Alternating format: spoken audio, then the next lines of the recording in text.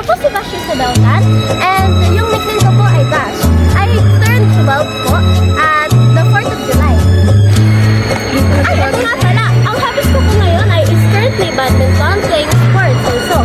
Yung dati ko pong hobbies ay table tennis, tennis, and chess. Also planning to learn more new hobbies. Thank you. Ang nga pala, may new invention sa magmamatic na. And do you know my school goals?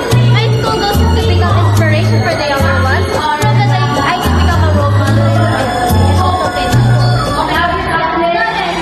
Did you know that my fun fact is that I'm half Chinese and that I'm learning Chinese as well, like Mandarin?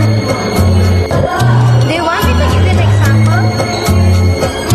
你好，大家好，小五号，我叫巴士，我们会都在这场文来在水星。Fun fact! Did you know that I was called a kind person and also from other sections?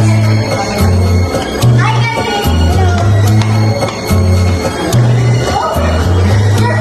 Thank you. Hi, Chelsea. Do you know my favorite movie? It's called Matilda. And why? Because it's very educational. And also, it serves that also being talented and smart has the right to do the same thing. And it's not called special.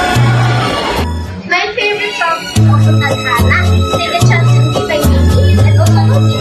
However, marami pang po ako pinapakinggan, pero that's what I hope I use every time. And also for my favorite artist ko po, maliban ko pala Lucy, this is ang Moira de la Torres and